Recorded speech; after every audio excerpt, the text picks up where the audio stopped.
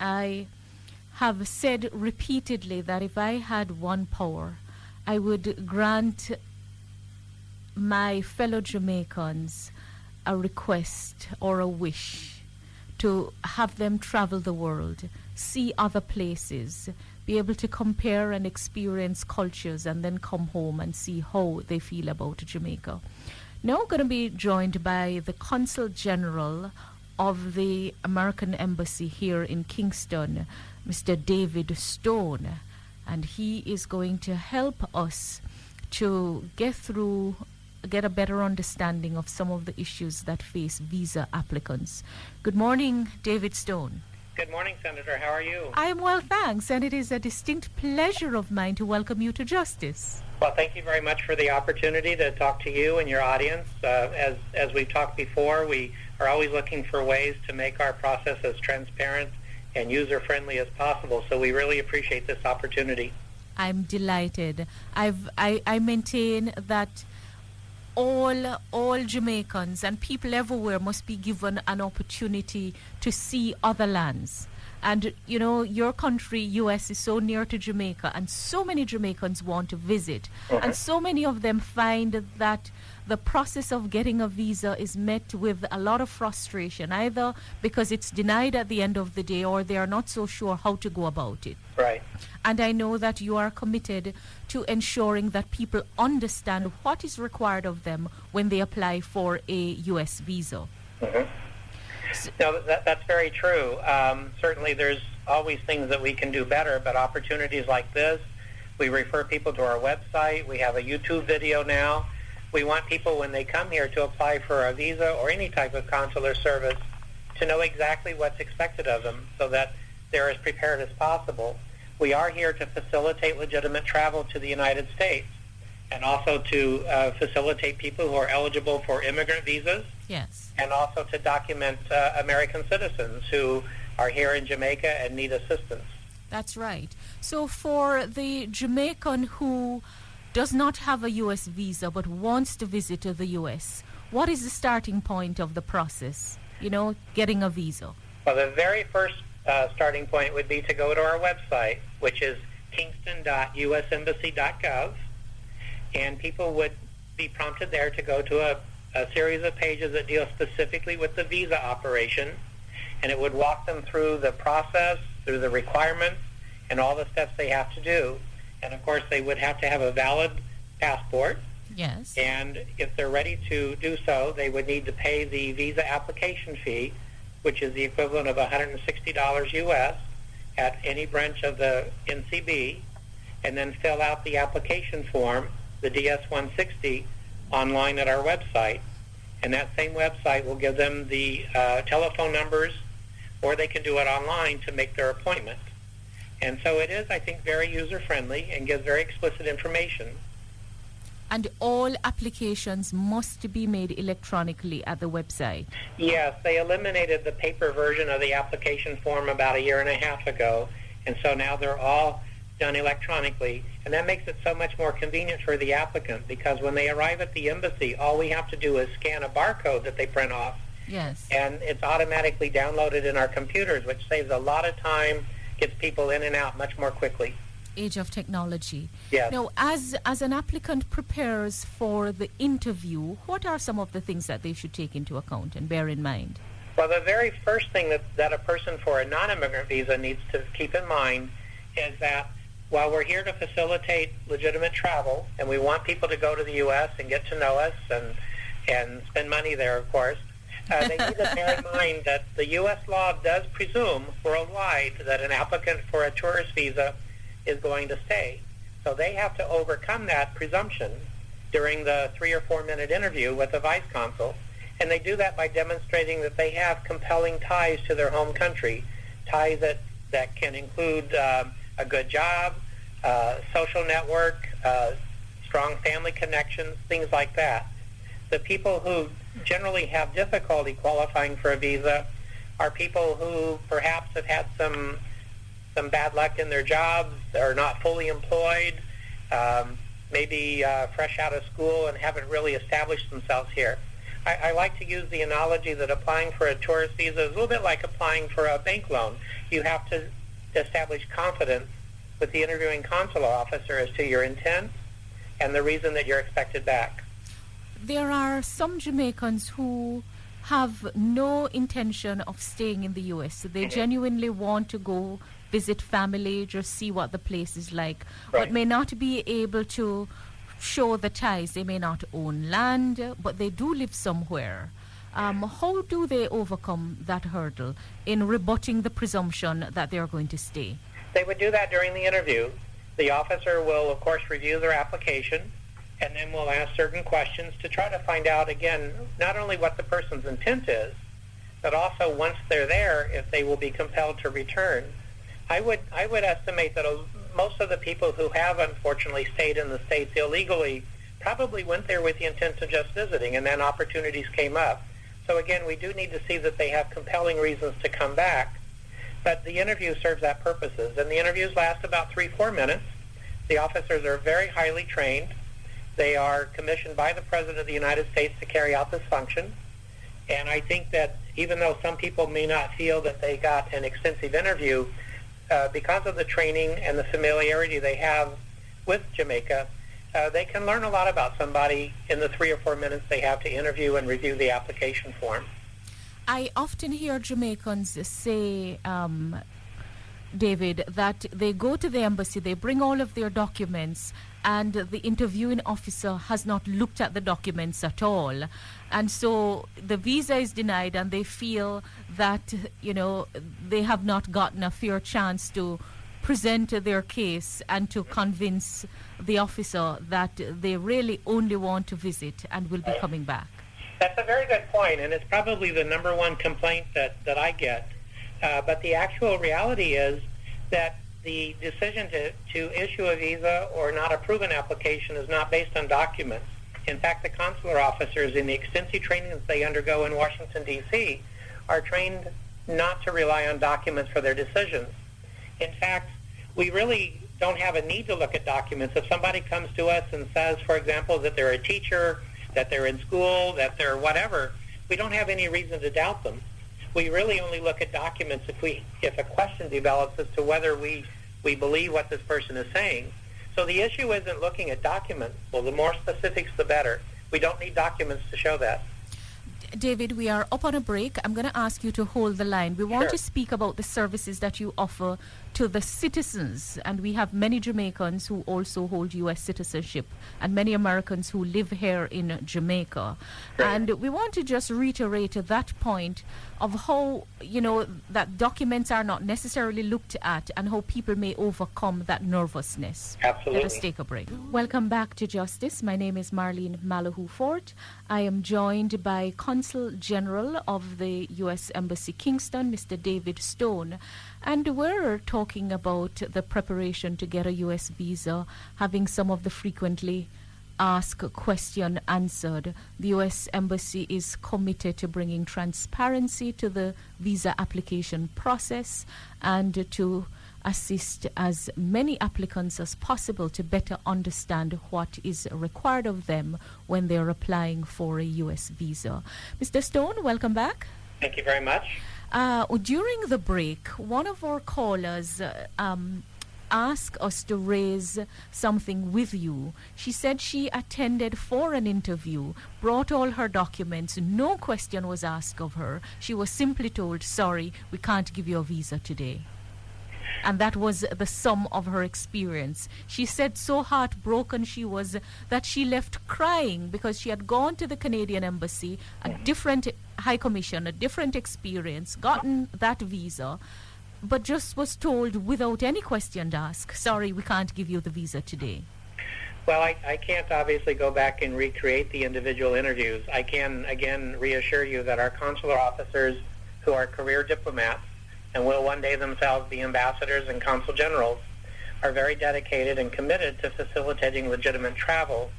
I would have to think that there were some questions, but it is important for us when somebody leaves our window, especially if the answer is that they don't qualify, that they leave feeling that they received a full hearing. One of the issues though, too, is that somebody oftentimes wants to know, well, what specifically kept me from being approved for a visa? And the actual answer is there's no specific one thing usually that is the cause. The officers evaluate the individual's overall application and their qualifications, looking at their whole situation, including employment, family ties, and so forth. Each case is looked at individually. We're not on a quota. I know a few years ago there was a common myth that, well, they didn't get the visa because the embassy ran out. Well, you answered one of the questions I was about to ask, whether there is a quota in place. No, there's not. Not for non-immigrant visas, for tourist visas. Okay. And again, on any given day, 100% of the people could qualify, or 50%, or 75%. Most people do leave here with a positive answer to the service that they're requesting. I am sorry to hear that your caller felt that she was not given a fair interview. We do have a mechanism for people to express their concerns. I would encourage her to send a note to me at KingstonNIV@state.gov is our email address, and I will look into it and answer her directly. Wonderful, wonderful. Well, exchanges like these provide an opportunity for greater clarification. Now, when someone is told that they are not eligible for a visa, what exactly does that mean? That means that at the moment of the application, they were not able, in the consular officer's judgment, to overcome the presumption that they would end up staying in the States. And so it is not a permanent denial. An individual has the right to reapply again, and should they do so, their interview would be conducted by a different officer as a matter of routine. Okay. And they would have an opportunity to engage in a new interview. However, the officers, again, are very highly trained. Most of us are going to look at a case pretty much the same way.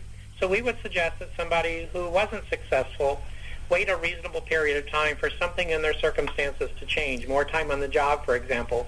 Coming back a week or a month later, nothing may have changed. In fact, the first question that the new officer may ask is, what has changed since you were last here? And if nothing's changed, then the answer, of course, wouldn't change either. And that also speaks to another question that we have been frequently asked is, if you have been denied the visa, how long or how soon after that denial may you reapply? Well, there's no formal time limit. I would encourage people, again, to wait until they think that something has changed in their circumstances, more time in the job, for example, maybe trips to other countries, too. That is something that can be helpful as well. So 6 months, maybe to a year. Again, keep in mind that the question they should ask themselves is, if I go back tomorrow to reapply for the visa and the officer asks me what has changed, what am I going to say? If nothing's changed, the decision probably would not change either. Will not change. Right? And these are never personal decisions, of course. Yes, yes. Well, I believe the U.S. Embassy has come a long way in terms of the service provided, and it has gotten more personal over the years. You know, everybody wants to go to the U.S. because it's the nearest major country to our shorelines, and everybody wants to see. And now with cable TV and at the press of a button, you know, we are exposed to that big world there. Now, many Jamaicans who hold American citizenship may want to vote in the upcoming election. How can an American citizen in Jamaica go about voting in the upcoming November elections? Well, that's an excellent question, Senator. And if you don't mind, I have with me today Ms. Pauline Kastner, who is the chief of our American Citizens Unit here, and I'd like her, as the expert on this matter, to answer your question, if I may. Pauline? Certainly. Good morning, Senator. Good morning, Ms. Kastner. Welcome to Justice. Thank you. Right.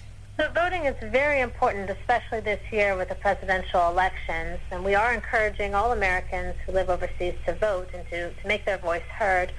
The best way that they can do that is by registering to vote and requesting a ballot online. There's a new website, the Federal Voting Assistance Program website. It's www.fvap.gov. That's, again, Federal Voting Assistance Program. And I just did it the other day. It takes 2 minutes. You choose your state, and you can both register and request your ballot. We can also assist here at the embassy if people want to register on paper. It's not the preferred method, but it is another way that people can register. anybody wants more information, they can send us an email at kingstonacs@state.gov, or they can visit our website at kingston.usembassy.gov. Very well. And in terms of American citizens who wish to have any service dealt with, where do they go? Those in Western Jamaica, those on this side of the island? On this side of the island, they're welcome to come to the embassy. It's usually best to make an appointment ahead of time, and that can be done on our website. But for emergencies, we'll accommodate folks earlier than that. If they're on the western side of the island, we do have a consular agency in Montego Bay. They provide limited services for American citizens, so it might be best to email us ahead of time and just let us know what services Americans are looking for, and we can assist the American to find the best location that's most convenient to them. I've had questions asked from our listeners that those who are applying for immigrant visa, that they have to meet certain requirements. They have been denied, but they can reapply or they can appeal the process. I'm saying it to you unclearly because it has come to us unclearly. But what is involved if someone has been filed for and something goes awry in the process and they're told to appeal the decision? What is involved there? Well, I appreciate very much this type of question, and I also, with your permission, would like to introduce Mr. Gary Corse, who is the chief of our immigrant visa unit and can give you a lot more specific technical information on this issue. Gary? Thank you, Mr. Stone. Just before we take your answer, Mr. Corse, we must take a short break. I ask that you hold the line. Thank you. Welcome back to Justice. My name is Marlene Malahoo Fort, and we've been talking with a team from U.S. Embassy Kingston with Consul General David Stone, Pauline Kastner, American Citizen Service Chief, and now with Mr. Gary Corse, Immigration Visa Chief. And the whole purpose here is to answer some of the frequently asked questions and to ensure that our listeners have a better understanding of what is required of them when they go about applying for a U.S. visa. Gary, welcome back. Good morning, Senator. Yes, how are you? Very well, thank you. When applying for an immigrant visa, as Mr. Stone mentioned, the best thing to do in the beginning is go to the embassy website, go to the immigrant visa webpage. There's a list of processing steps. We've also included a podcast also for applicants to understand the process in more detail and probably answer some of the questions they might have before an interview. When I believe you asked about when some applicants are refused for an ineligibility, we often get questions from attorneys and applicants, petitioners in the U.S. and in Jamaica, and they often email our address, KingstonIB@state.gov. There are some ineligibilities that can be overcome by submitting a waiver, and some cannot. Okay. So, to getting in detail specifically, I can't really say which ineligibility can be overcome or waived. That's something that the applicant can come and ask us about. That would be on a case-by-case basis against what is provided for in your laws and policies? It is a case-by-case basis, and it's also based on the Immigration and Nationality Act, the laws governing the Immigration and Nationality Act. So we'd have to look at the case and look at the ineligibilities provided, and we would work through the case as needed. Some of our callers have also asked if they're being filed for and they've had a non-immigrant visa, the visa expires, can they have a renewal and travel while the filing process is taking place? Yes. Non-immigrant visa holders can travel to the U.S. while they're awaiting an immigrant visa. However, when an immigrant visa is being issued, then the non-immigrant visa will have to be canceled. I want to pose another question as we wrap this discussion, and I'm sure we're going to get a lot of calls, and we may have to arrange, time permitting, a follow-up session. But this law, you see, this program is about justice, and it's a quest for fair play. And we live in a globalized world where traveling across borders is encouraged, and many countries feel burdened by visitors coming in and becoming a burden on public funds, and that is understandable. And in the post 9/11 era, the need for homeland security, again understandable. But there is a greater good to people being exposed and being able to see, other cultures. Perhaps they will come back with a better appreciation of their own culture. This law, which has a presumption that you're going to stay, is there any way that that law will be reviewed? And what would be the process? Would it be the immigrants who would have to lobby their Congress people to have that law changed, or is it not something would be considered? Well, the Immigration and Nationality Act, which governs all this, I believe this particular provisional law was last enacted in the 1950s. Yes. And it's up to the U.S. Congress to determine if laws should be changed or amended in any way. So certainly American citizens in the U.S. who feel that a new law or other laws should be reviewed, that's their prerogative to write to their congressman. We base our decisions on the judgment conducted at the time of the application and the interview on whether the individual overcame the presumption of going to the States to stay. And very quickly, I would want to mention one other thing. Even if somebody's issued a visa and has had a visa for many years and has traveled to the U.S. many years, when they enter the U.S. port of entry, they go through U.S. immigration, and they're then looked at the exact same way again. The same law applies. Right. So when we do issue a visa, we do also want to make sure that we're issuing it to somebody who's likely to be allowed into the country. One of the worst things I think that can happen is if we approve a visa for somebody who's frankly not fully qualified, they get to the U.S. port of entry and are denied entry, because then their life becomes increasingly more complicated. Indeed. Well, let me thank you, Mr. David Stone, Consul General, U.S. Embassy, Kingston, for taking the time with your team to answer some of the frequently asked questions. Like I say, I predict we're going to get other questions, and we will find a way, as you seek to inform the public and ensure that your processes are better understood and make life easy for your staff and for those who are applying. Thank you very much. We would very much look forward to other opportunities to discuss this. Thank you. Thank you so much. Very best to the staff at U.S. Embassy Kingston. Thank you. All right, ladies and gentlemen, there you go. Trying to ensure that, you understand processes that are involved even as you attempt to travel overseas and travel to the U.S. We hope that you found that segment extremely useful, and we would appreciate your feedback.